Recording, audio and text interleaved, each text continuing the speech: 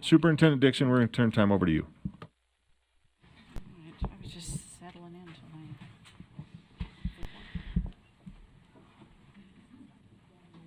There's a lot of movement. I'm just waiting for the dust to settle a little bit. Okay, thank you, board members. So I was thinking about this month's meeting and the various places that I've been around the state and the various teaching opportunities that we have. And so in our office, we have adult ed and we have pre-K and we have everything in between. And we don't often focus on those entities, especially in the adult education. So first, I want to introduce two national award winners to you. There's just a lot going on. There's the teacher in me. I'm just going to let it settle. Oh, yep. Going to let it settle.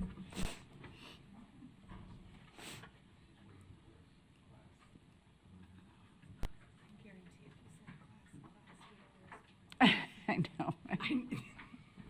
You use one of my signals, my bell, my chimes. I used to use chimes. So I was not aware of this award that is a national award, but we have two award winners of the what they call the COABE Awards. And so I'll talk about those in a minute, but let me back up and just talk about the importance of adult education. Just like our K-12 teachers in adult education, they inspire, they shape lives, they teach skills. Ryan, the superintendent can see it here, just so you know, just letting you know. Pardon me, superintendent. It's okay. I feel like I'm in La La Land right in this moment. We'll get there. Okay. It's all right, Sybil.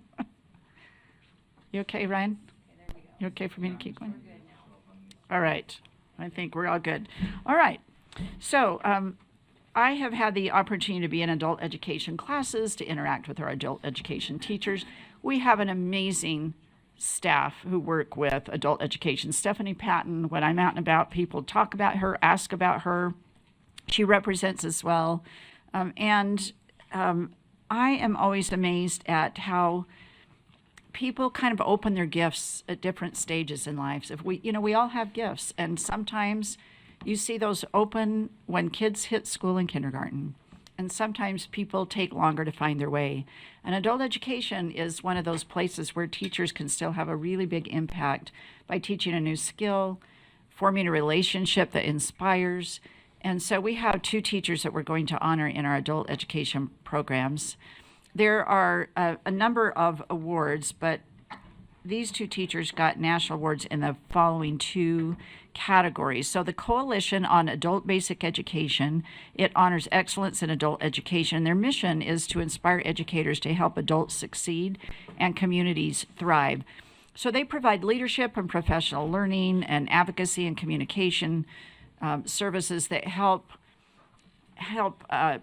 people understand the importance of adult education and why that's something that we should be respecting as a place where there are opportunities for adults to not only survive but thrive. And so the national awards were created to honor individuals who make these make significant contributions to adult education. Clearly, I need caffeine. So the two awards are the Outstanding Teacher of the Year Award, and that was given to Hetty Miller, who works in an English Skills Learning Center. And then the incentive grant is an Innovative Educator Award, and that goes to an educator who supports activities or projects in the field of adult basic education through the secondary level. So Hetty Miller and Rachel Coleman are going to introduce themselves to you because they couldn't be here. And so we have videos of the two of them. So Ryan will launch those.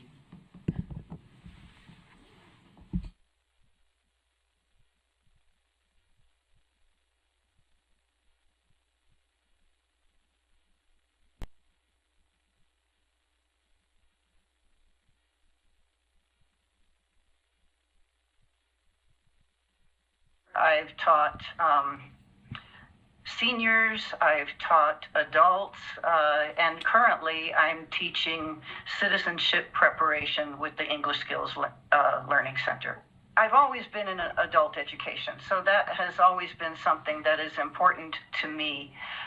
What I really love about what I'm doing now is really the essence of what I think adult education is helping people to integrate into the community, and it is a very welcoming community. I find that to be the case in Utah. And I think also as an adult educator in general, but here as well, that you become kind of a trusted source for adults who are trying to navigate their way in the community, so they can ask you questions about things that happen to them. Some of them are funny. Some of them are, my child said a specific word. Teacher, can you tell me what that word means? I don't know if it's a good word or a bad word. Or I received a letter in the mail. Can you help me with what this letter means? And I think that that's very, very important. I think also as an adult educator, you become part of a intergenerational learning community. So children see their parents as learners and as striving to educate themselves. So I feel that everywhere, but also in Utah especially, there's a sense of family pride and empowerment that you see with adults who are learning, and it's wonderful as an educator that you can be part of that. When people think about education, they often refer back to their own experiences in school, and they might view it through a lens of their high school or college experience, rather than what adult education is. Adult education is more of a community learning experience where adults bring to the class their vast experiences. So it's not just, I'm the teacher, I teach you. We also learn so much from our students. And I think that that's something that perhaps the general public doesn't realize. Adult learners bring with them so much. I just wanted to thank you for recognizing the importance of adult education, and maybe looking at what adult education does.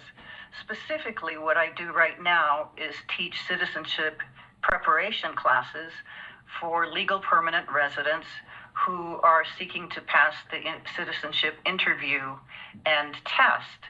And so I take great pride in doing this because I know it's just a very important part for the lives of our students and for our community in general. And this entails learning about American history, civics, government, community integration, a little bit of reading and writing, and it's a very exciting kind of thing. So, and especially when people pass the citizenship test, I don't think there's a better feeling than knowing that you were maybe a small part of helping them to achieve this important milestone.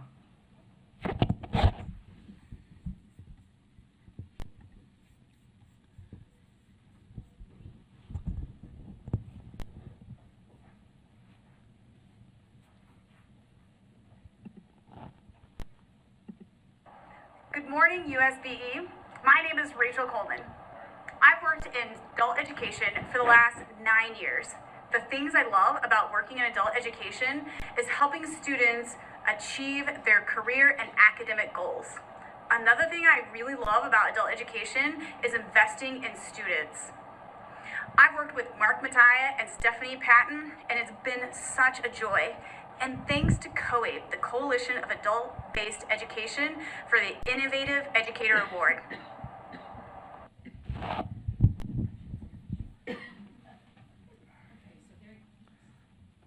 There you have our two winners, national winners of adult education.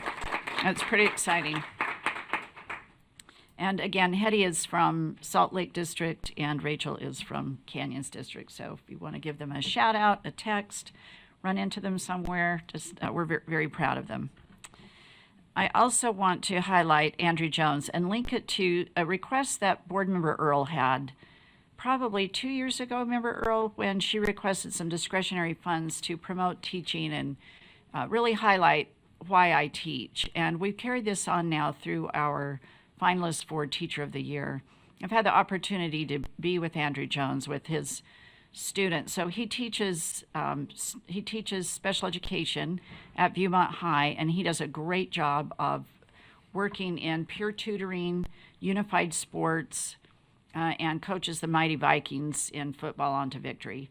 And to be with him on the field and see how it's so seamless, and the kids, it's just a natural part of who they are to work with their disabled peers as well as the disabled peers working with their non-disabled peers in just a very natural way. And he's created that culture and situation, not only in his classroom, but throughout Viewmont High. So he sent me this video on why he teaches, and it really truly links back to the work that member Earl started when she was trying to think of a way to promote positivity and encourage more people to teach. So with that, I give you Mr. Andrew Jones.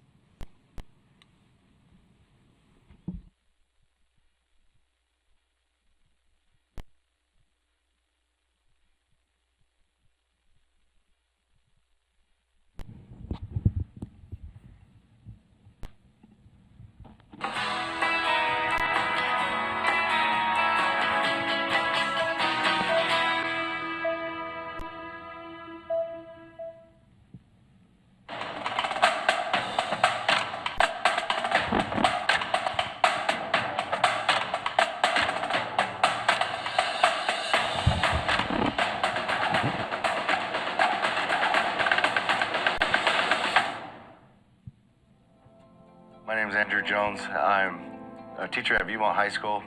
I'm the head football coach. I'm also the head unified sports coach here. It is the honest, greatest job you could ever have. All right, make sure that after you've done everything. I grew up in Davis School District. I'm a Davis grown kid. I went to West Clinton Elementary. I'm a Clipper. And then I went to Syracuse Junior High. From Syracuse Junior High, I went to Northridge High School. It was small town at that time in West Clinton. I'll be honest, I was probably the only African-American kid in the class. People knew who I was, and it was awesome, and I had a lot of fun. I had a lot of friends. Off to junior high, I remember my principals there, and my basketball coach, Coach Paul. It was an awesome experience there at Syracuse Junior High School. And then Northridge High School, I had Coach Thompson and Coach Grisby and Coach Fernandez and Coach Lunn. You know, I wasn't the best student, and school was hard for me. It was a little bit harder. It was a challenge. I had to study a little bit harder. Wasn't great at everything. I'm very severe dyslexic. I struggle with, sometimes writing things on the board, so sometimes I have to type it up, and the kids were like, "Coach, we got you. We'll help you." That's what education to me is about, is that piece.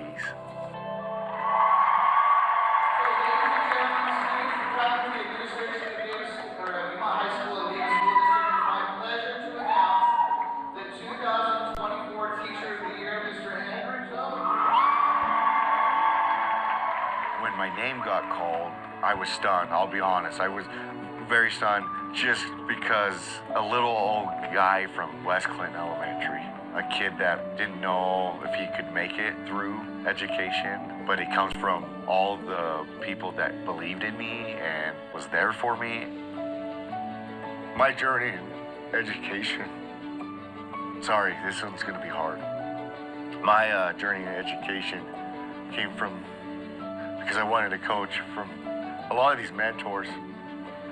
One was Travis Lawn. That's our principal here at Viewmont High School. The guy would give you everything, the shirt off his back. He'd make sure you're welcome.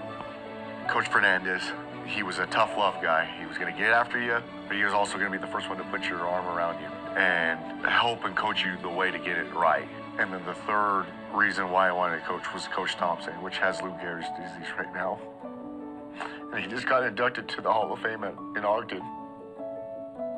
And he did it because of love. And I would have never dreamed of this. I lived the greatest life because of those three someday I hope they'll realize how much they've changed my life. Coaching is my passion, teaching is my passion, and loving is my passion. When a kid wants to sit and talk, we should put our pencil down and listen. They want to open up. It's okay not to grade right now. So my whole deal is when a kid walks in the door and we're at practice and he wants to hang out and just talk to me about his favorite football team or what's going on in college football, I'll sit and listen, because it's starting to build that connection and that rapport. We have to support everybody. It's a football and it's football only. That doesn't work. And I tell my kids this, you guys, we preach family. So we do senior night for everybody, because football has a very big senior night. And so I am a big believer that we do senior night for every sport. So we do for band and choir and drama. We just bought 70 tickets for the play here in February. It's so funny, the other day, the drama kids for the play came up and talked to our football players about what the play's about, so the football team will all go to the play together. And so the kids can see, I'm not just the football coach that is just gonna worry about the football program. When a player and a parent's coming up to me, when they call their name on senior night, I am telling them, thank you for the opportunity to coach you. And thank you for the opportunity to serve you. People think we changed their lives, but they've also changed our lives. High school's a short time frame, and kids, they deserve so much of that experience, right? They deserve the crowds and the cheers, and when you watch the seniors walk off for the last time, I get emotional because it comes from love, and that's my passion. I'm on the heart transplant list. And so time is short. And so you got to make things matter to people, because we don't know when's the last time some of these kids have been I told I love you. We don't know when's the last time this is going to be it. And so you better make it count. So we make sure kids are loved. We make sure kids are welcome. And when they leave our practices or games, we always end with I love you, because that's what it's about. I'm Andrew Jones and I teach.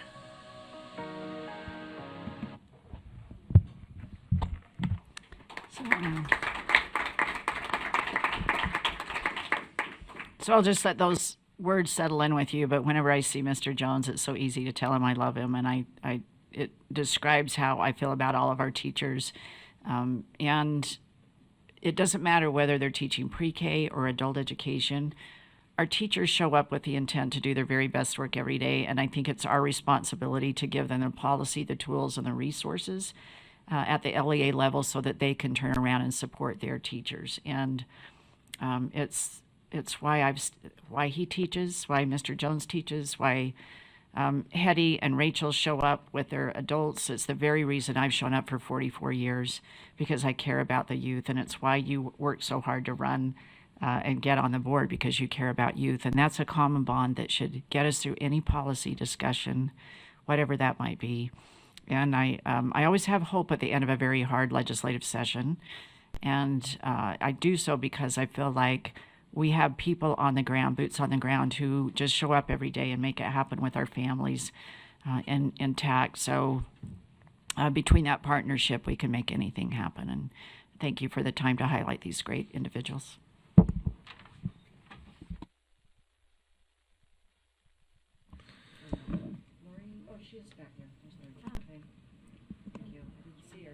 And Jamie? Is Jamie here? Oh, I didn't see Jamie. Jamie, I'm so sorry. You were both there. Jamie, thank you. We've been surrounded by beautiful art this morning, so tell us all about it.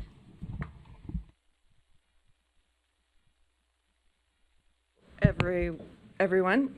If you don't know me, I'm Jamie Workman, and I am the BTS specialist for this wonderful organization. And I'm always honored to come and show some of the things that are happening in the schools. Although after that emotional thing, I'm feeling that's a hard thing to follow, so I'll try not to cry, because I was crying back there. So all of this art comes from our Weber area. So Weber University works with all of our BTS teachers in the area, And so represented here is Mr. Braun at Polk Elementary at Ogden School District, Ascent Academy with Mr. Lamb, Greenwood Charter with Ms. Stewart, and then, and in all of these, there are lessons about math, there's lessons about science, and there's lessons about social studies and English.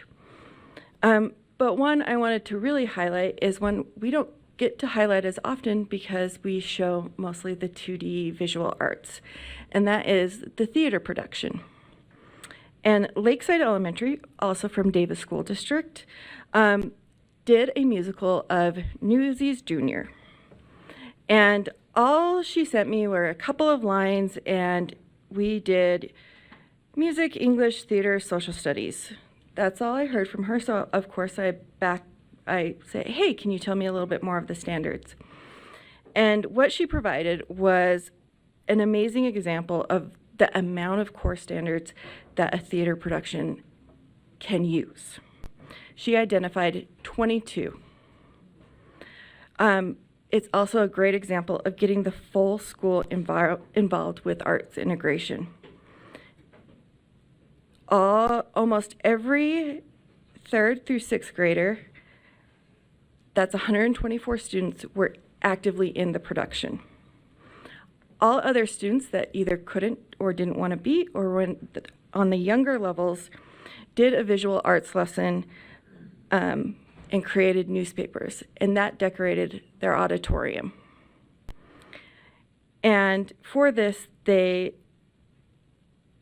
studied a lot of social studies and the time and what was happening in that time. And a lot of English to how do you create newspaper headlines? How do you take a big amount of information and put it in a term or a sentence? And so I invite you all to take a closer look, because some of them are very small pictures, but know that the whole school, for one theater production, every student in that school was represented in this action of the Newsies. So